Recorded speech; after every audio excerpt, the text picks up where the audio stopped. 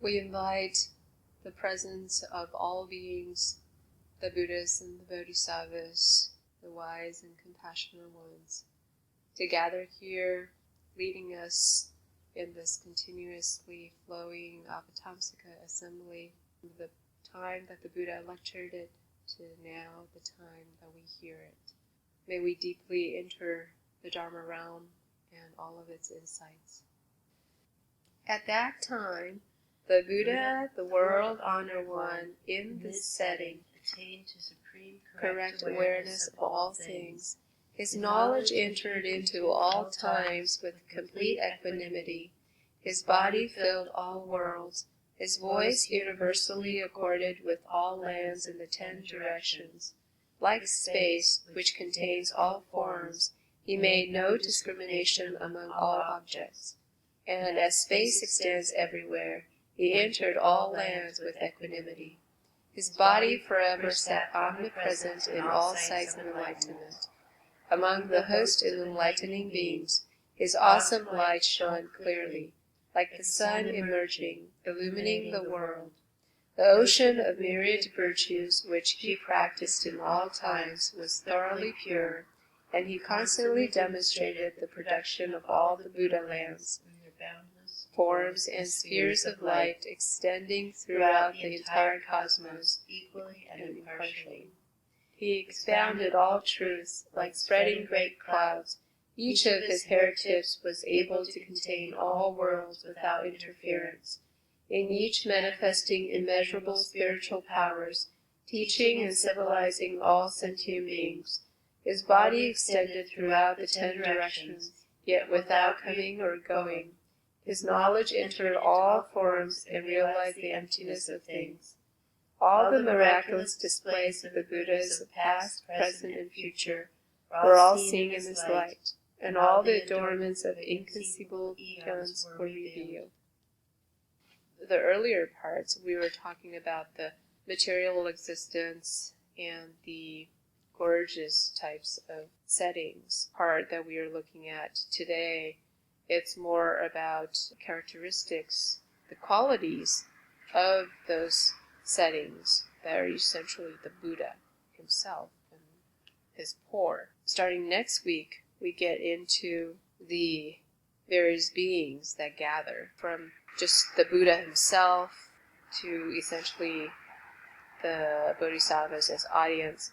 Now we have all of a sudden a huge storm of beings that begin to gather. Altogether 33 different kinds of beings. When we're talking about worlds here, there is a special Buddhist cosmology. We are actually here. This is Mount Sumeru. This is the Tristripsha heaven, the heaven of 33. Came about because a woman had seen a dilapidated statue where the gold leaf was peeling. So she and 32 other women decided to patch the statue. And as a result, the karmic effect was then that she and those 32 other women became the leaders of this heavenly realm. This particular realm is led all by women, the heaven of 33. And Mount Sumeru, in the middle, here is the sun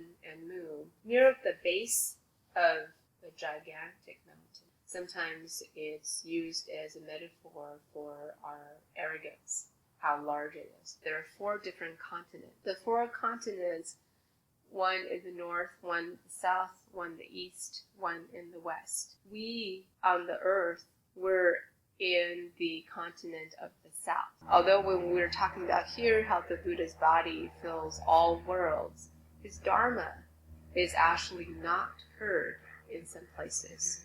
For instance, in the northern continent, out of these 4 continents, the celestial beings there live a life of comfort and luxury, but they never get to hear the Dharma. Perhaps that is why we in the Saha world are special, because in the Saha world, although there is all of the ups and downs of our misery and our bliss, in the midst of all of that up and down, when we do suffer, that we do get to learn about the Buddha Dharma, or at least the Buddha Dharma is here, and for those of us who are lucky enough to encounter it, we're able to learn from it and apply them. That's what's special about the Saha world, and only in the Saha world as human beings can we then practice to the point that we reach Buddhahood. There are beings who are in the Saha world, the animals, the ghosts, other forms of beings, who may be able to encounter the Buddha or encounter the Buddha Dharma, but they aren't able to practice it and learn it and study it the way that human beings are able to. Have you heard of the parallel analogy of how special it is to be able to hear the Buddha Dharma with the turtle in the ocean? Yeah. The chance of that happening is the chance of us being able to become human beings. Around this mountain is an ocean, and around the ocean are gates. There are iron gates, and there are wheels. Wheels of earth, wheels of gold, wheels of water, and wheels of wind that are of increasing extent. That's so huge. Just imagine we are merely here of one earth and one of the four Avicii hells and the various hells. So the hells are actually layered. There is a most difficult realm for hell beings, and that's the Avicii hell. Avicii means spaceless, or that it's incessant, never without a break, that the hell beings continue to suffer.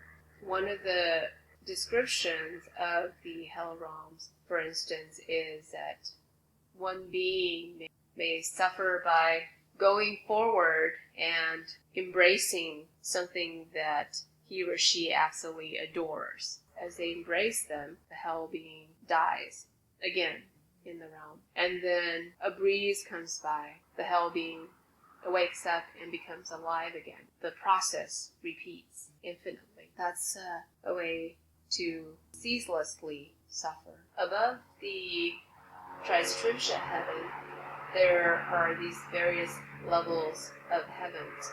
And we'll hear more about the beings from these various levels of heavens in the sutra. These heavenly realms are also descriptions of mind states. In each of these realms, there are levels of bliss that can be experienced in mind states, in Chan states. Specifically, this is talked about in both the Mahayana tradition and the Theravada tradition. These are the four jhanas, or dhyanas in Sanskrit. At the first heavenly realm, your breathing stops. And at the second heavenly realm, your pulse stops, or for however duration time that you're in that level of mind state. The third level, your blood stops circulating. But throughout the various states of mind, there's still a level of anxiety. In these experiences of the heavenly realms, there's always an anxiety about, well, I can't recapture it. I can't replicate it. Whenever there's anxiety, there is some level of tightness in our body. It's possible to, of course, go beyond the jhanas, the dhyanas, to experience where there is no anxiety, including anxiety about experiencing these states and further. At a certain point, you're not afraid that you won't be reliving and re-experiencing these mind states any longer. Your body becomes softened too. Our minds in general, of course, depending on where our focus is, we are able to very much direct it. For instance, when I do the daily chantings, because it becomes so rote, I can then actually begin to focus on certain aspects. So when I focus on the chanting itself, the utterance, the voice itself, my sense is that I sing better. Sometimes I've also tried simply just to focus on my body, focusing on it so that it softens and kind of melts in a way. Sometimes It's about sending out the energy, the metta, outward. It's possible to actually experience the effect of that. So it tells me that the mind is very powerful. Our thoughts are very powerful. Our thoughts really can direct, or if you call, manipulate our material existence and surroundings. We are able to move through the cosmos depending on our mind states. We can be in the hells sometimes, and we can be in heaven sometimes. And sometimes we're just miserable beings in the Saha world. This is the Buddhist cosmology that is very specific, and this is only one small world according to Buddhism.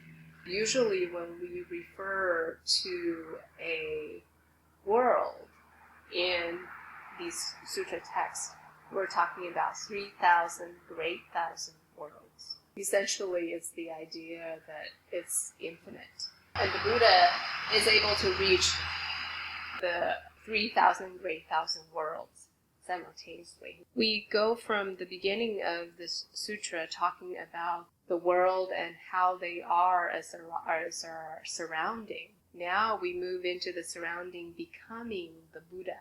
The surrounding actually become a tiny speck on the Buddha. We can actually relate to that in a way because in our every pore there are microorganisms. And so we can imagine that we ourselves are like microorganisms living in the Buddha body of 3,000 great thousand worlds.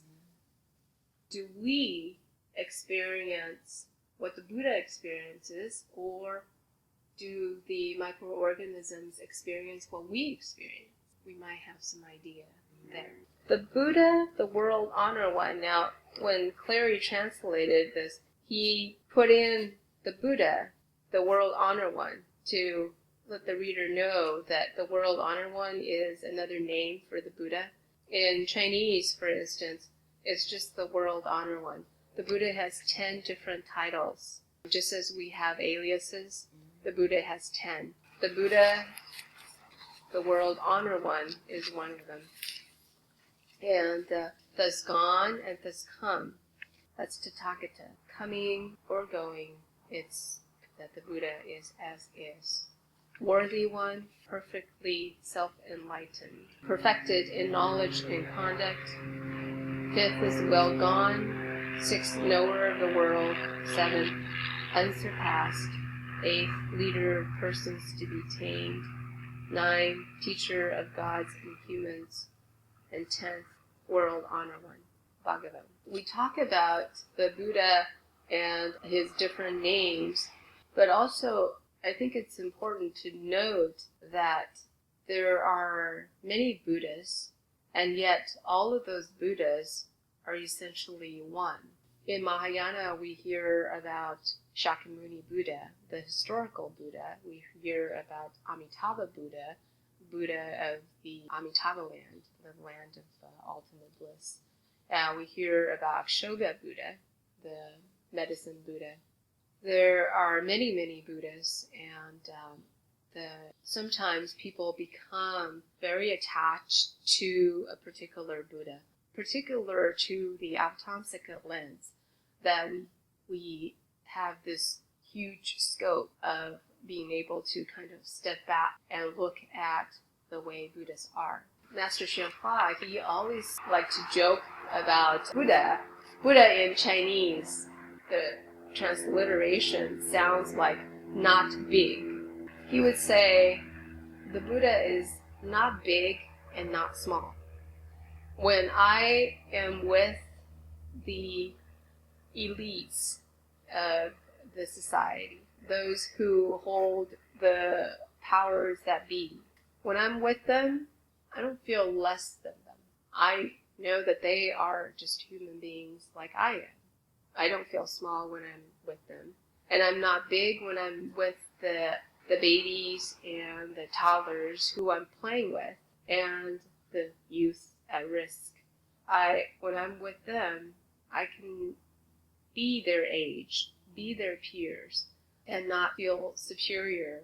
So that's the way he explained Buddha. The Buddha is not big, not small, or can be big or can be small. Because discrimination is such a poignant term, especially in our society now. We think about no discrimination in general in terms of gender, in terms of race. But this is something quite specific here. Discrimination. Discrimination meaning being discriminating. Meaning that to say this is good, this is bad, this is what I like, this is what I don't like. If there's tremendous amount of equanimity in facing a situation or facing object, and then it's not about having preferences. Everything is okay. What comes is what comes. You simply do what needs to be done instead of reacting with aversion or attachment. I think that's a very high-level state. At a basic level, we do have common sense. We have some very basic understanding not to kill, not to take another's life, not to steal, and not to lie. Some just very basic things like that. As we begin to learn, those are foundational things. We direct our thoughts, our speech, and our actions accordingly. At another level, and it would be more at an advanced level, you've heard the story about the Bodhisattva on a boat with the Bodhisattva anticipated that one of those in his company was about to murder everyone else. The Bodhisattva, then he killed the murderer. But that is a very difficult one to explain to. It really has to be the right people that you explain it to, and the right people to apply it. For most of us, it's about having certain guidelines in our lives and then abiding by them. We live by societal rules. We live by unsaid norms. What is different, though, as a practitioner, is that we know that there are skillful means that can be applied, and there is also a general acceptance of the moment. Juxtaposing both the guidelines that lead us and at the same time that everything is okay. Everything that does happen is here, is now, and I accept it fully. Intellectually, that's one way to hold those. In real life, most times it's only when after the fact that we're able to think back and say, well, did I really want to do that? Did I mean to do that? Was that the best thing to do? It's part of trial and error. It's not that we can always get it perfect and right the first time. I mean, if we did, we're already Bodhisattvas and Buddhas. We don't need to be here practicing. That's part of the evolution and part of the process, to be able to take a step and take 2 steps back and be okay with that process. So the refrain, to me, everything is okay. We need to fully be in that. Everything is okay. No anxiety and no nervousness, no worries about what occurred in the past, and not concerned about what's coming up in the future. Just there. It's very powerful. It's actually very powerful refrain if we can put it to practice as much as we can. I mean, if we could do it 24 hours, great. But most of the times not. We can try our best.